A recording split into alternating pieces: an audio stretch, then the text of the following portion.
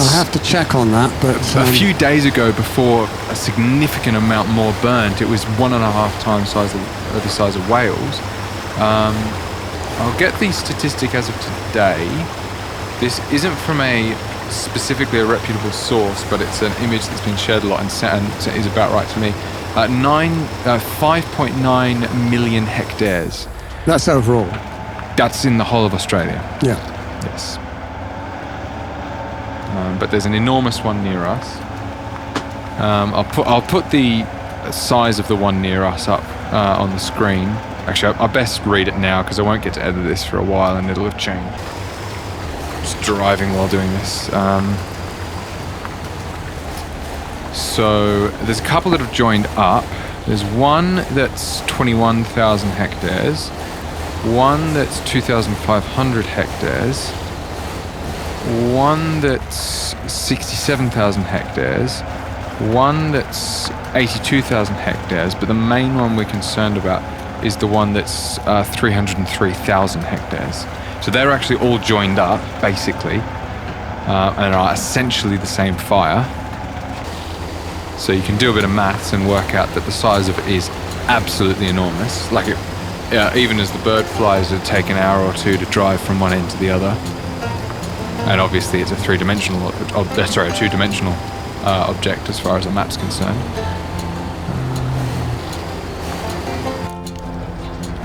So it's not just about driving from one end to the other. But anyway.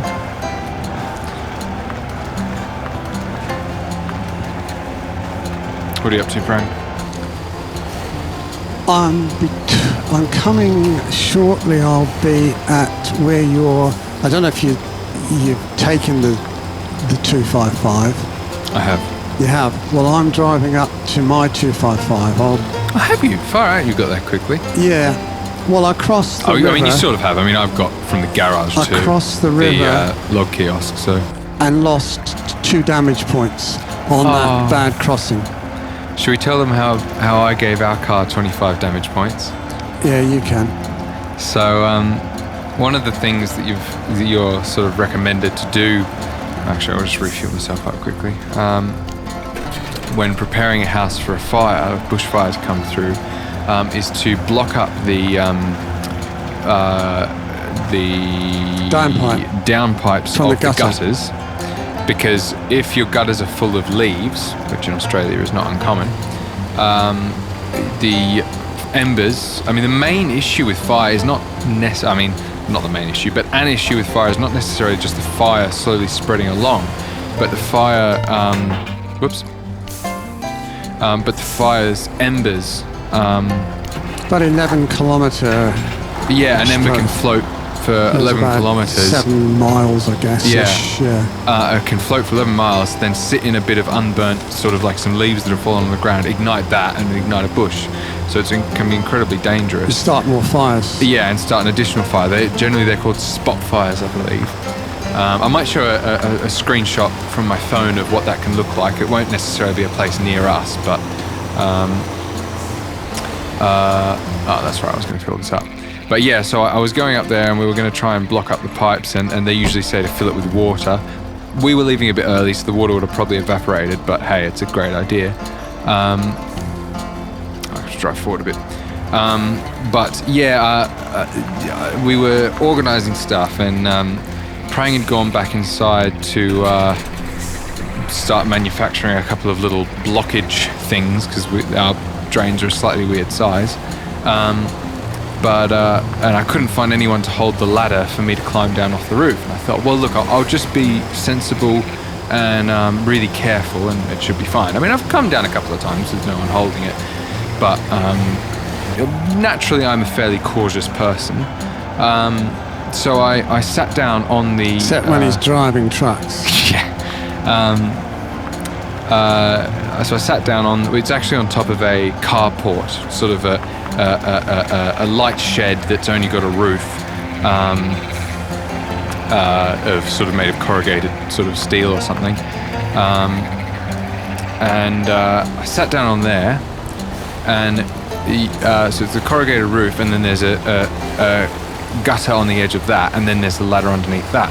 So I sat down, with my legs dangling off the edge, and you can just about reach the top of the ladder from there. It's an A-frame ladder, and so I put my foot on that, and as I started to put weight on it, I don't think I'll fuel that one up. I don't think it's worth recovering Brutus.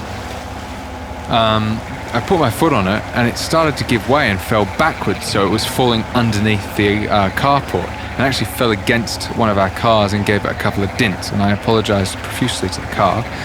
But because I had been putting pressure on it and it had fallen back, my torso had leant forward as it had fallen back, and I was then at the point where my weight was was too far forwards for me not to fall.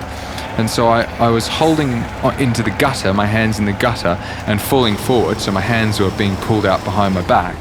And I just sort of used that to slightly break the fall a little bit.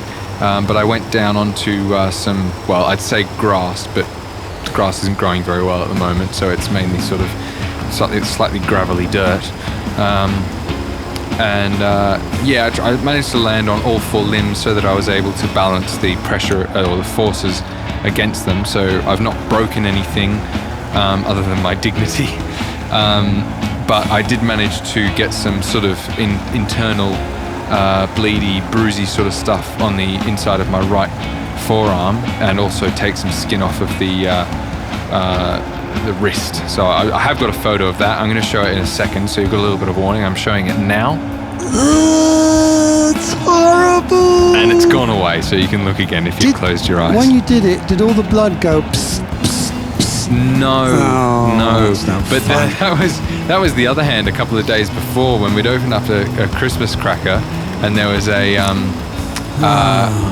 a little yo-yo in it, just a dirt cheap one. And I thought it might unscrew. I was just curious to look at how they sort of manufactured it. I thought it might unscrew, so I started unscrewing it, and it sort of suddenly broke. It wasn't unscrewing; it was made of rubbish metal. And monkey metal. Yeah, it twisted off, and I cut the actual sort of pad of my index finger on my left hand. So the pad being the section where you would use to fingerprint scan sort of thing on the fingerprint. And the blood just started pooling up in a massive lump so quickly. You saw it, Prang. Like, it was really, I was just so astonished that so much blood was coming out. I wouldn't have expected much more than the most minute, vague hint of red to appear. Wow. What's the microliter? You have microliters? The tiniest pinprick of blood, anything more than that, and that's a trauma to you, isn't it? No, it was just, it was coming out quite quickly. I was really surprised that it was. Well, coming out more than you thought. You probably hit an artery or something on your fingertip. I don't think you have arteries in Well, that's something or other. A vein. Yeah, but it was just the perfect place to get a lot of blood happening, really.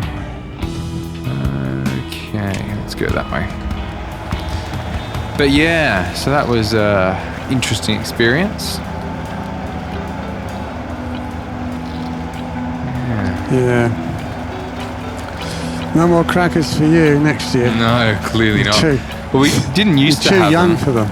Yeah. We didn't used to have them because of our sweet dog Shadow. I'll put a picture of Shadow up. I'm making a lot of work for myself in the editing, aren't I? Sibirski Husky. Yeah. Actually, it's a very appropriate dog. Yeah, she was an amazing dog. Her name was Shadow. She was a Siberian Husky. And she was a very timid dog. She was fiercely protective of those that she loved.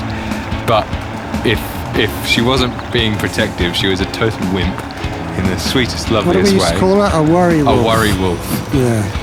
Not a werewolf, a worry wolf. Yeah. Werewolf for people who don't know what a werewolf is. Same thing.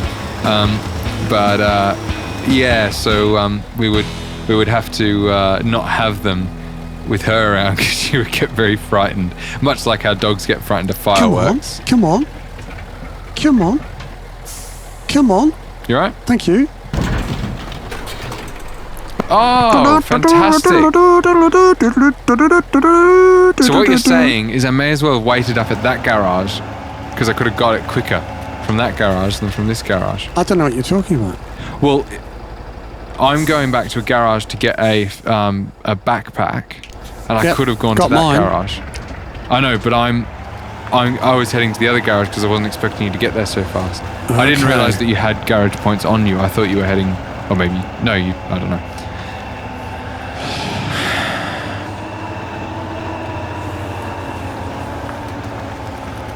Did you go to the other garage at the beginning of this session? Yeah, no, I was coming back. I'd got over the river at the start of this. Can't see what I'm doing. Oh, there we go. And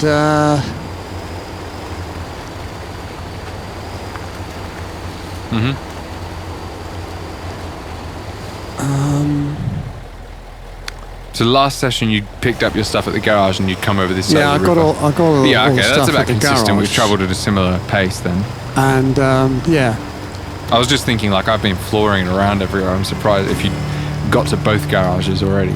No, I was just on this side of the river. Cool.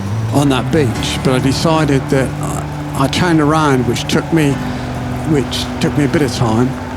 And then I drove up the track. No, that's all good. Rather than along the beach and up the track, because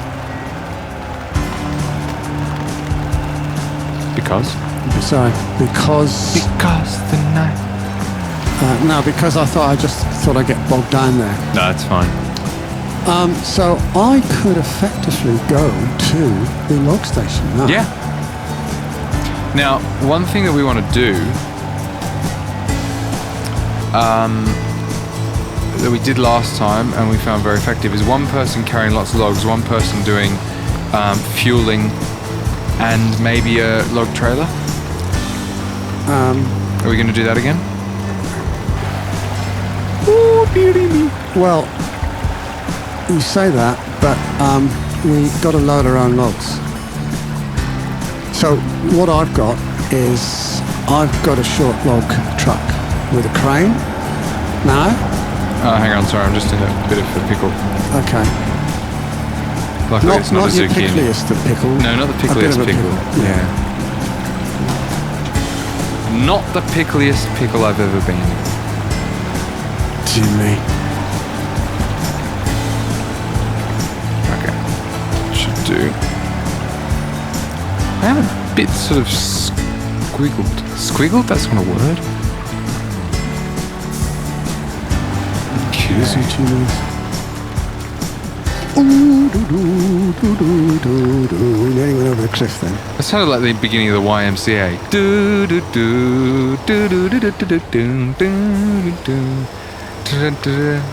Young man. You can load lots of logs. I said, young man. Ural.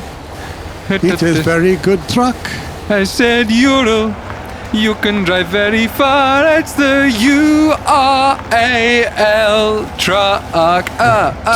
It's fun to drive the URAL. It's fun to drive in the URAL. You can drive lots of trucks. You can load lots of logs. You can earn lots of bucks. You can earn lots of bucks. Whoops, no good. Because it's fun to stay at the URLA. No, RAL. I can't spell the URAL.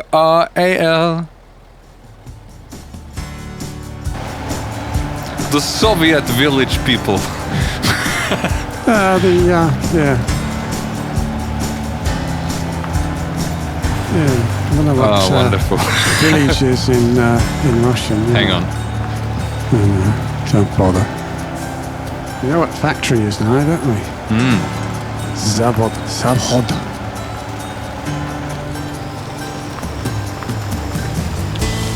Okay.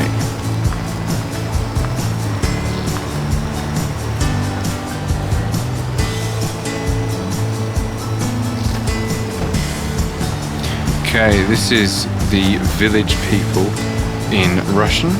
You ready? Сельские жители. It's according to Google Translate. Yeah.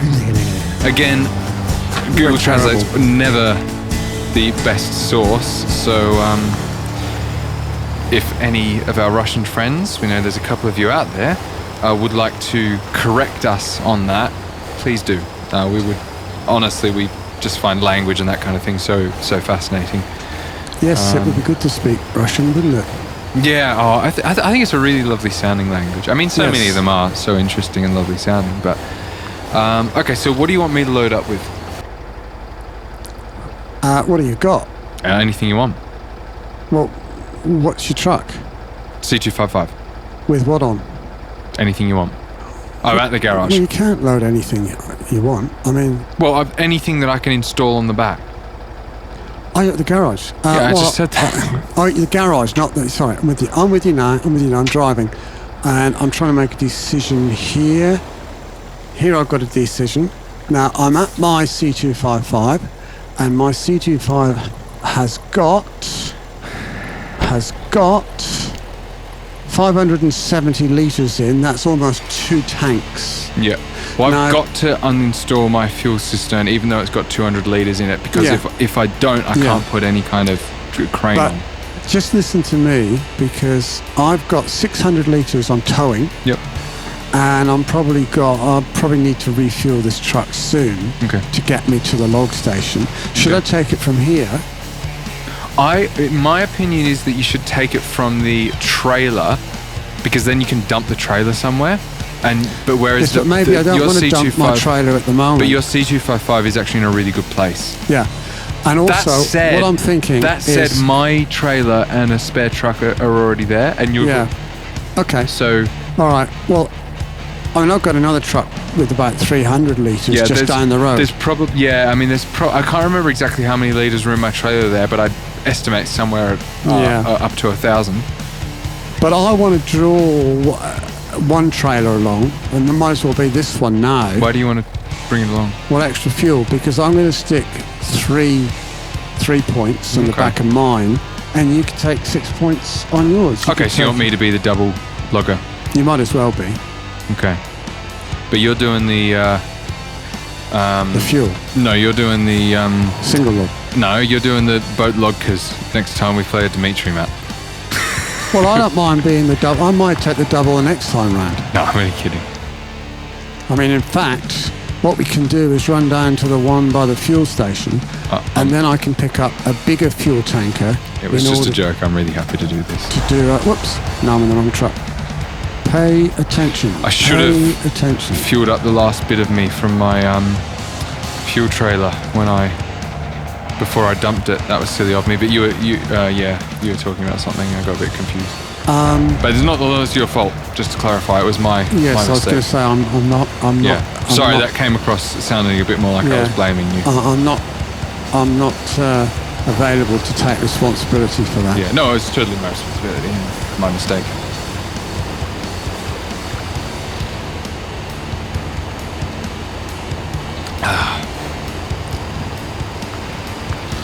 So I'm quite amazed. I have got